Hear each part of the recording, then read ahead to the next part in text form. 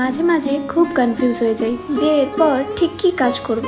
আজও তাই বুঝতেই পারছিলাম না ঠিক কিসের উপরে ভিডিও বানাবো। এই ভাবতে ভাবতে আনমনা হয়ে খানিক বসে থাকায় মা এসে জিজ্ঞেস করলো, কিরে এত কি ভাবছিস?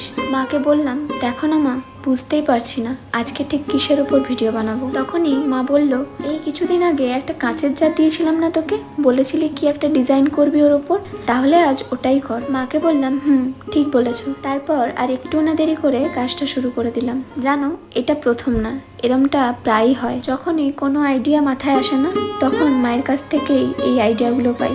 আর এই জারটা এটা ভেবে মায়ের কাছ থেকে নিয়েছিলাম, আমার ক্লে আর্টের টুলসগুলো রাখার কোনো স্ট্যান্ড ছিল না, তাই ভেবেছিলাম আলাদা করে স্ট্যান্ড না কিনে এটাতেই রাখবো। আমি জানি সবারই নিজের হাতে বানানো জিনিসগুলো একটু বেশিই প্রিয় হয়। আচ্ছা, এরপরে কোন টপিকের উপর ভিডিও বানাবো তোমরাই আমাকে একটু কমেন্টে সাজেস্ট করবে প্লিজ। তোমাদের কথা মতোই আমি ভিডিও বানানোর চেষ্টা করব। আজকের এই ভিডিওটা কেমন লাগলো অবশ্যই জানিও। খুব তাড়াতাড়ি দেখা হচ্ছে অন্য কোনো ভিডিওতে।